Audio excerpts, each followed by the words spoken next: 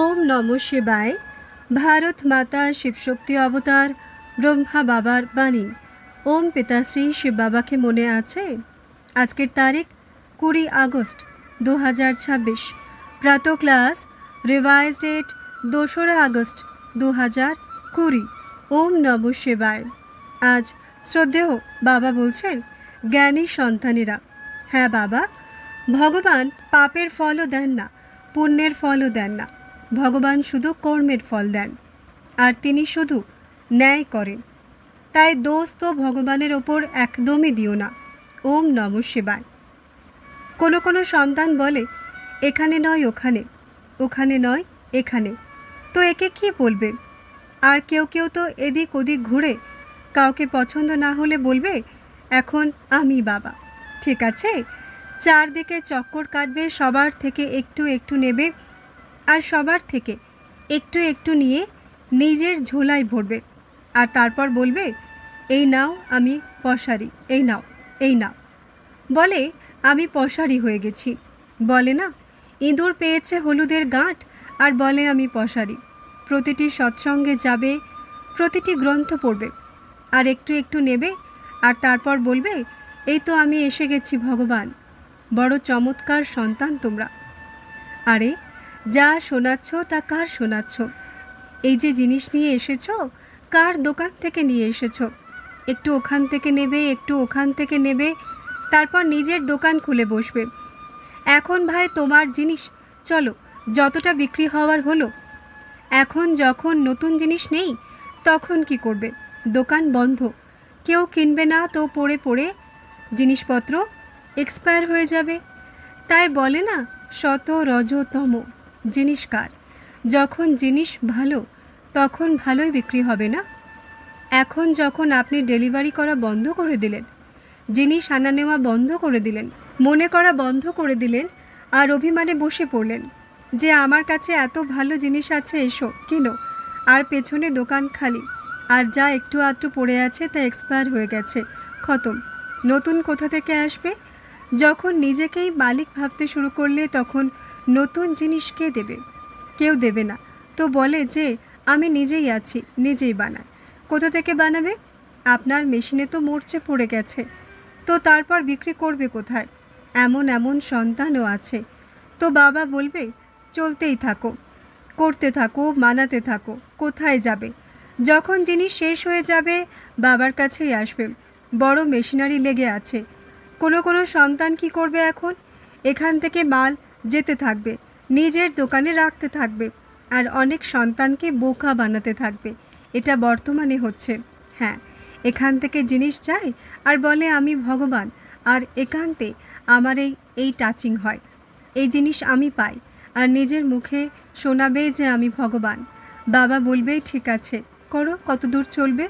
এটা তো খুব ভালো কথা, কারণ আপনি নিজের নাম নিয়ে বাবার জিনিস দিচ্ছেন, তো হতে পারে তাতে কারো কল্যাণ হয়ে যাবে।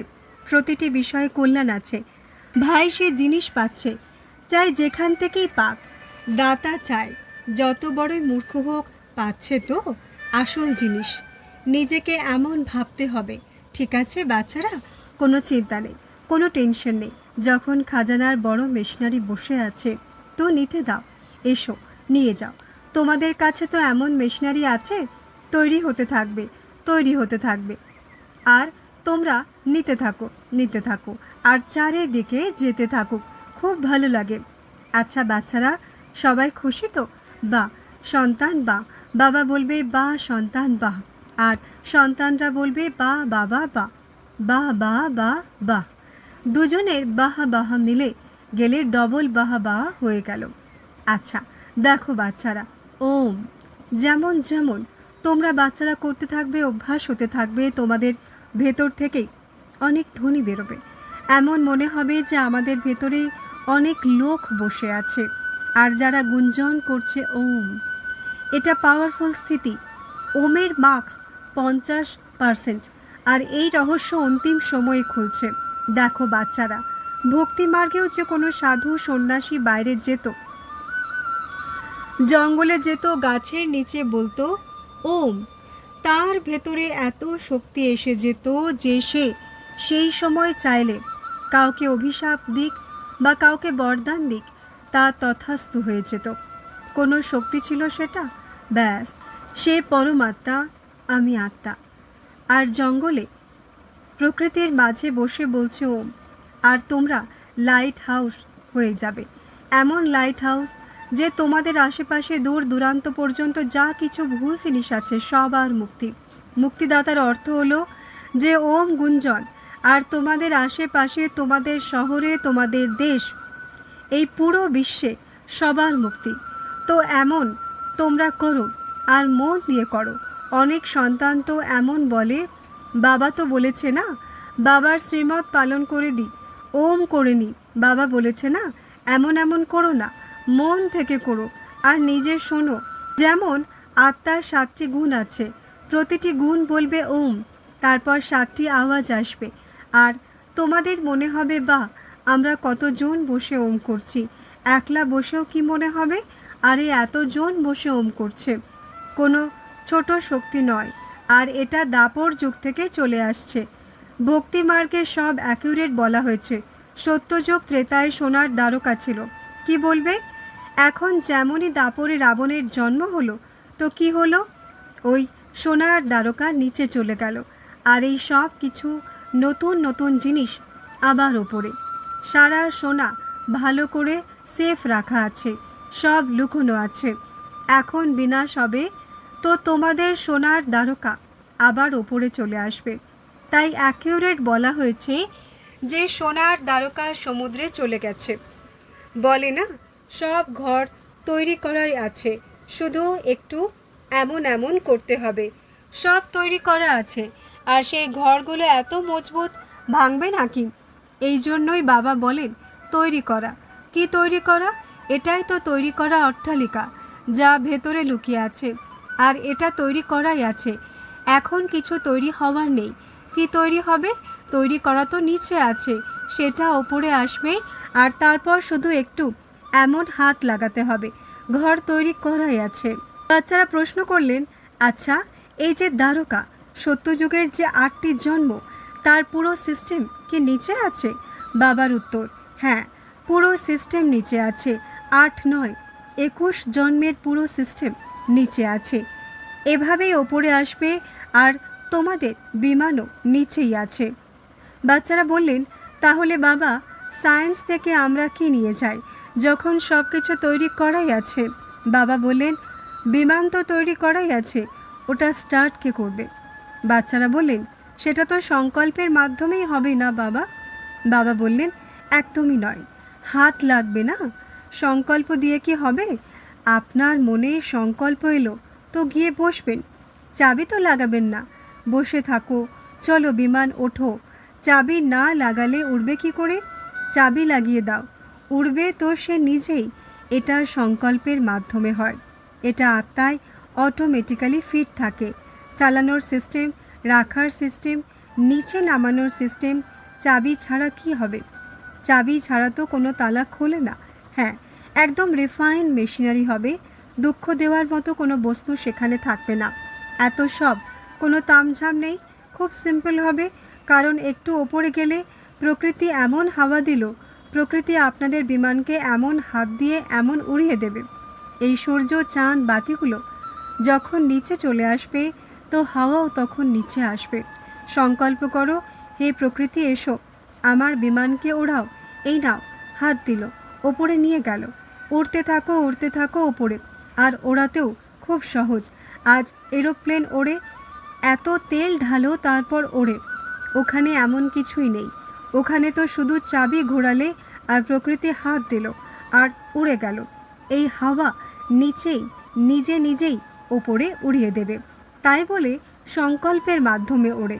সংকল্প মানে আপনি কাকে অর্ডার করলেন? হাওয়াকে। সে এলো, নিজের পুরো শক্তি লাগালো আর চলে গেল। আর আপনাকে অ্যাকিউরেট স্থানে থামাবে, সেখানে গিয়ে যেখানে আপনাকে যেতে হবে। আপনি বললেন, ভাই দেখো আমাকে ওখানে যেতে হবে। আচ্ছা, স্টেশন বলে দিয়েছি, আমাদের যেতে হবে। আচ্ছা ঠিক আছে, আপনাকে ওখানেই গিয়ে থামাবে। বলে না, থাকবে নর্মাল, কিন্তু থাকবে চমৎকার। আজও এই বিশ্বে এমন স্থান আছে যেখানে সায়েন্স পর্যন্ত পৌঁছাতে পারেনি। এত সুন্দর প্রকৃতি যে নিজে নিজে ফুল ফোটাচ্ছে, নিজে নিজে গাছপালাকে স্নান করাচ্ছে। কি সুন্দর দৃশ্য সঙ্গমে।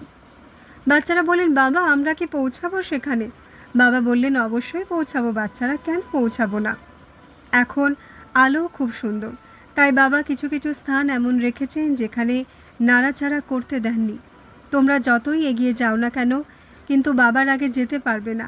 সায়েন্সের লোকেরা যতই এগিয়ে যাক, কিন্তু বাবার আগে যেতে পারবে না। কখনো বাবারও বাবা তো একদমই হতে পারবে না। বাবা যতই ভোলা হোক, কিন্তু চাবি তো নিজের কাছেই রাখবে, তাই না? এটা তো বাবার জানা আছে না কোথায় কোথায় বাচ্চারা নালায়ক, খুলে কিছু কিছু উড়িয়ে দেবে। তাই চাবি তো নিজের কাছেই রাখবে। আচ্ছা বাচ্চারা, খুশি তো? আজকের জন্য এত খাজানা যথেষ্ট? হ্যাঁ হ্যাঁ, একটু বাকি আছে, জিজ্ঞাসা করো। বাচ্চারা প্রশ্ন করলেন, সত্যযুগে যে 8 জন হয়, তো ত্রেতাতেও কি প্রথমে তারাই রাজা হয়? বাবার উত্তর, দেখো বাচ্চারা, সবাই নম্বর অনুযায়ী পদ পায়। জরুরি নয় যে সত্যযুগে যারা প্রথম 8 জন তারাই ত্রেতাতেও প্রথম 8 জন হবে। এটা ফিক্সড নয়। হ্যাঁ, আপনাদের পুরুষার্থের ওপর। আপনার এত ভালো পুরুষার্থ তো ত্রেতাতেও আপনাকে রাজা বানিয়ে দেবে। বাবা তো বলবে, বাচ্চারা তোমরা নারায়ণ হয়ে যাও, বাবার খুব খুশি হবে। কেউ বলল, নারায়ণও হতে হবে আর রামও হতে হবে। বাবা বললেন, কত ভালো কথা, নারায়ণও হবে আর রামও হবে। দেখো বাচ্চারা, যারা নারায়ণ হবে তারা কি রাম হবে না? নিশ্চয়ই হবে। বাচ্চারা বলল, তাহলে ফেল হওয়া রাম তো আলাদা হয়ে গেল না? বাবা বললেন, দেখো বাচ্চারা, ফেল হওয়া রাম আলাদা হয়। ফেল হওয়া রাম কাকে বলে? যারা পুরুষার্থ অনুযায়ী ত্রেতা যুগে জন্ম নেয়, সরাসরি ত্রেতায় আসে, সত্যযুগে আসে না, তাকে বলে ফেল হওয়া রাম। বুঝেছ? ফেল বলবে পুরুষার্থ অনুযায়ী, বাস্তবে তাকে ফেল বলবে না, কারণ এত সুখ সেখানেও আছে, অনেক সুখ আছে, তাকে ফেল বলবে না। কিন্তু হ্যাঁ, কিছু কিছু বিষয়ে বর্তমান সময়ে গাফিলতি করে, তো তখন কিছু মার্কস কেটে যায়।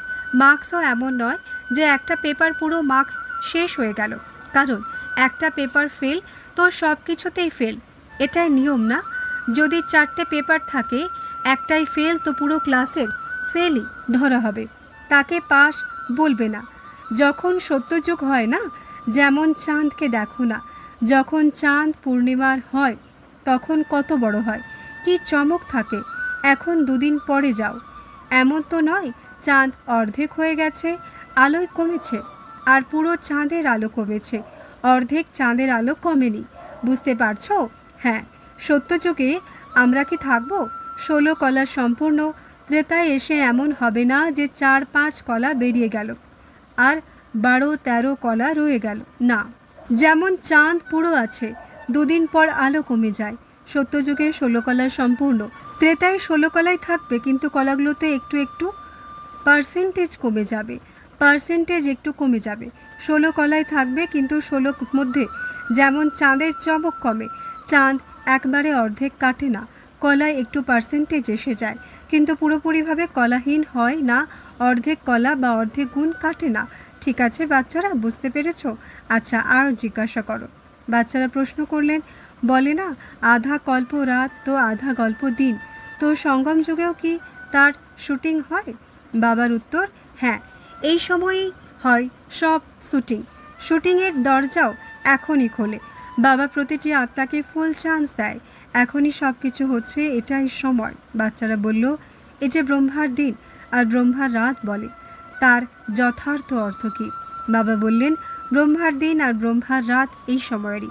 সঙ্গম যুগে শুটিং হয়, তো পুরো কত জন্ম চলে দেখো। আধা কলিযুগ, আধা সত্যযুগ। সত্যযুগের দিন, দিন অর্থাৎ যখন ব্রহ্মা আছে তখন সব পোকামাকড় ভেতরে আছে। দিনে কি হয়? পোকামাকড় সব গর্তে থাকে। দিনে কি হয়? পোকামাকড় সব গর্তে থাকে। এইভাবেই যখন আমরা সাকারে ছিলাম তখন কোনো পার্টি ছিল না, যেমনই অব্যক্ত হলো সবাই এসে গেল, যেমন রাতে সব পোকামাকড় এসে যায়। এখন আমরা এসে গেছি, তো এত সব পার্টি বন্ধ। এখন দেখবে আসবে দৌড়ে দৌড়ে, বাবা আপনি এসে গেছেন, কোথায় গিয়েছিলেন? হ্যাঁ বাচ্চারা জিজ্ঞাসা করলো, বাবা মধ্যে ওটা রাত ছিল আর পুনরায় এখন যে এসেছো এটা দিন। বাবা বললেন, দেখো, রাতের অর্থ এই যে প্রত্যেকে নিজেকে ব্রহ্মা বলতে শুরু করে, প্রত্যেকে নিজেকে ভগবানের স্থান দিয়ে দেয়। আমি ভগবান, আমার মধ্যে ভগবান আসছেন, তাই একে ব্রহ্মার রাত বলে। রাতে সব বেরিয়ে আসে। এখন তোমরা এসেছো কারুণের খাজানার কাছে। এই কারুণের খাজানা এমন, অনেক মাল রাখা আছে, যত বের করবে তত কম। বের করতে থাকো, বের করতে থাকো। যেমন সাগর থেকে যত বালতিই ভরো, কিন্তু থাকবে তো সাগরই। ঠিক আছে বাচ্চারা? বাচ্চাদের প্রশ্ন, বাবা, সূক্ষ্মবতনের কি আরও গভীর রহস্য আছে? বাবার উত্তর, বাচ্চারা, সূক্ষ্মবতন খুব মিষ্টি। তোমাদের সংকল্প সূক্ষ্মবতনকে প্রাসাদও বানিয়ে দেবে। তোমাদের সংকল্প সূক্ষ্মবতনকে একটি খুব সুন্দর স্থানও বানিয়ে দেবে, যেখানে উড়তে থাকবে বাবার সাথে। 3 পরী আছে, ব্রহ্মা, বিষ্ণু, শঙ্কর। এদিক থেকে ব্রহ্মা, বিষ্ণু, শঙ্কর পরমধাম থেকে আসবে। তো শঙ্কর, বিষ্ণু, ব্রহ্মা। তো টপিকে আছে নিজের বড় ভাই জ্যাঠামশাই শঙ্করজি। এখন জ্যাঠামশাইকে পার্টি জ্যাঠামশাইয়ের দেওয়া হয়েছে। তাই নিজের বাবা বলে যে বাচ্চারা, যদি আমি বিনাশ করি তো পাপ আমার ওপর চড়ে যাবে, যদি অন্য কেউ নিমিত্ত হয় তো তার ওপর চড়বে। তো কি বলবে বাবাকে? কত চতুর সুজান, যে এমন একজনকে বিনাশের পাঠ দিয়েছে যে সৃষ্টিতে জন্মই নিতে পারে না। তাই শঙ্করজিকে সবসময় পোশাক ছাড়া দেখানো হয়েছে, কারণ যদি তার এই সৃষ্টিতে দেহ হতো আর এত সৃষ্টির বিনাশ করত, তো সব পাপ কার ওপর চড়ত? তাই না তো পাপ পুণ্যে আসবো, না তো জনম মরণে আসবো। এখন সামলাতে থাকো নিজের কারবার। আমরা তো একবার এসে ঝাড়ু দেব। তাই দেখো বাচ্চারা, কোথায় কোথায় জ্ঞানী বিভ্রান্ত করা হয়েছে।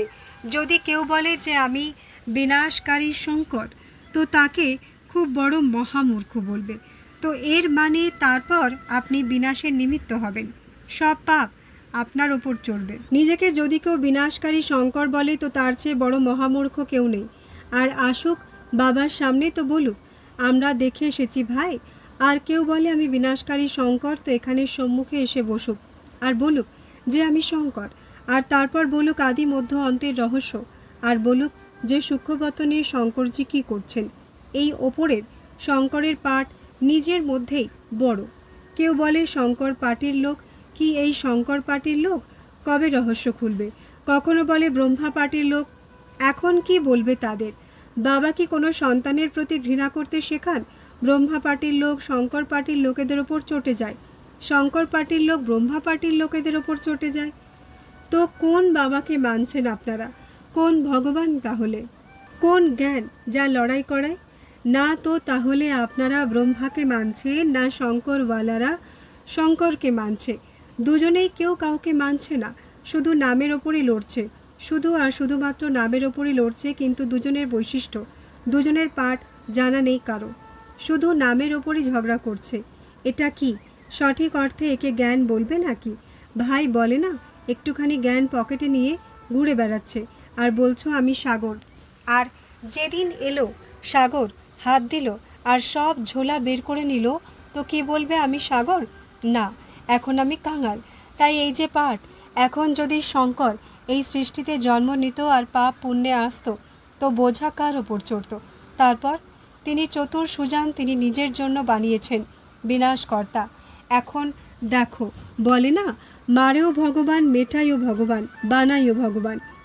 এক অর্থে সব কিছু সত্য, কিন্তু এক অর্থে ভগবানের ওপর নিজের কর্মের ফল আদি সব কিছু চাপিয়েও দিচ্ছে। আরে তোমাদের মধ্যে বুদ্ধি নেই যে এটা ভুল রাস্তা, এতে যেতে হবে কি হবে না? ভগবান পাপের ফলও দেন না, পুণ্যের ফলও দেন না। ভগবান শুধু কর্মের ফল দেন, আর তিনি শুধু ন্যায় করেন। তাই দোষ তো ভগবানের ওপর একদমই দিও না, কারণ চান্স তিনি প্রতিটি সন্তানকে দেন। তাই আমরা এটাই বলবো যে কারো প্রতি মনে ঘৃণা থাকা উচিত নয়। চাই কেউ যে কোনো পার্টিরই হোক, আর ডিবেট করে নিজের বুদ্ধিকে নষ্টও করতে হবে না, কারণ আমাদের পুরুষার্থ করতে হবে, ঠিক আছে? সিদ্ধ করতে হবে না, জেদ করতে হবে না, এতে নিজের সময় নষ্ট একদমই করতে হবে না। পেয়ে গেছো না, খাজানায় বসে গেছো না, তো কী চাই? তোমরা শুধু বিলিয়ে দেওয়ার মতো আর লুটে নেওয়ার মতো হও। লুটবে কার থেকে? বাবার থেকে। আর বিলাবে কাকে? সবাইকে।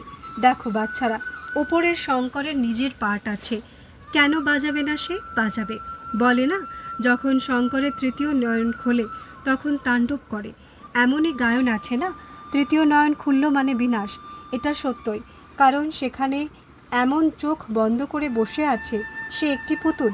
আর যেমনই নিজের বাবা তাতে আসবে, তৃতীয় নেত্র খুলল আর সৃষ্টিতে ঝাড়ু লাগা শুরু। তখন সেটা দেখবে না যে আমার সন্তান ছিল, দেখবে না ভাই, না। আপনার কর্ম আপনাকে সবসময় সেফ রাখবে, বাবার স্মৃতি আপনাকে সবসময় ছত্রছায়ার নিচে রাখবে। তাই বলে ভক্তিমার্গে শ্রীকৃষ্ণ গোবর্ধন পর্বত তুলেছিলেন আর সবাই তার নিচে এসে গিয়েছিলেন। তো প্রকৃতি কি গোবর্ধন পর্বতকে উড়িয়ে নিয়ে গিয়েছিল? নিয়ে যায়নি না, কারণ বাবা নিজের জন্যই বানিয়েছেন। আর সবাই তার নিচে সেফ ছিল কর্ম অনুযায়ী। বিনাশ করিয়ে তারপর বসে গেল আলাদা হয়ে। তারপর দেখবে, আরে এখানেও লোকসান হয়েছে, এটাও হয়েছে। তিনি বাবা, টিচার, সদ্গুরু। যখন তিনি বাবা তখন তিনি বাবাই, আর যখন তিনি টিচার তখন টিচারই। আর যখন তিনি সদ্গুরু হন তখন না বাবা হন, না টিচার হন, সদ্গুরুই হবেন। আর যখন তিনি এখানে আসেন, শঙ্করজি হন, তো তিনি শুধু হবেন সাফাই করার লোক। তাই বাবাকে প্রতিটি রূপে মনে করো, বাবা কি যথার্থ মনে করো, গুলিয়ে ফেলো না। বিভ্রান্তি থাকলে বাবা বসে আছে, জিজ্ঞাসা করো, ঘাবড়াতে হবে না, ঠিক আছে? বর্তমান সময়ে বাবাকে মনে করার একদম আত্মা মনে করে বাবাকে মনে করো, এটাই একমাত্র উপায় প্রতিটি জিনিস থেকে বাঁচার। ভাবো, তিনি একটি সূর্যের মতো জ্বলজ্বল করছেন, আর আমি আত্মা একদম পাওয়ারফুল হয়ে উঠছি। আমার ভেতর থেকে সব খামতি, দুর্বলতা সব নষ্ট হয়ে যাচ্ছে, সব পুড়ে যাচ্ছে। তারপর কখনো বতনে এসো, বতনে এসে দেখো ধর্মরাজ বসে আছেন, আর আমি তার দৃষ্টির সামনে বসে আছি। আর আমার ভেতরে সব শক্তি আসছে, আর সব খামতি, দুর্বলতা পুড়ে শেষ হয়ে যাচ্ছে। আর পোড়া জিনিস আবার অঙ্কুরিত হয় না। ঠিক আছে বাচ্চারা, খুশি তো? হ্যাঁ, নাচতে থাকো, গাইতে থাকো। পেয়ে গেছি, লাভ করেছি, ব্যাস। ঠিক আছে বাচ্চারা, আবার দেখা হবে। আগে টলি নিয়ে এসো। ঠিক আছে বাচ্চারা, আবার দেখা হবে। আমরা রুহানি বাচ্চাদের, রুহানি মাত পিতা ও বাপ দাদাকে ইয়াদ প্যার, শুভ প্রভাত, নমস্তে নমস্তে নমস্তে। ধন্যবাদ বাবা, ধন্যবাদ। আজকের সদ্গুরু বাবার বরদান, বিজয়ী ভব। ব্যাখ্যা: তোমরা বাচ্চারা কল্পকল্পের বিজয়ী, অনেক বারের বিজয়ী। তোমাদের কল্প আগের চিত্র এখনও দেখছো। কোনটা? বিষ্ণুকে শেষ শয্যায় শুয়ে থাকতে দেখানো হয়েছে, সাপদের অধীন বানিয়ে দিয়েছে, অর্থাৎ বিজয়ী হয়ে গেছে। বিকার রূপী সাপই অধীন হয়ে গেছে, অর্থাৎ শয্যা হয়ে গেছে, তো নিশ্চিন্ত হয়ে গেছে। তো যারা বিজয়ী হয় তারা সদা নিশ্চিন্ত, বিষ্ণুর সমান হর্ষিত থাকে। হর্ষ তখন হবে যখন জ্ঞানের সুমিরন করতে থাকবে। তো এই চিত্র তোমাদেরই না? আচ্ছা, ওম নমঃ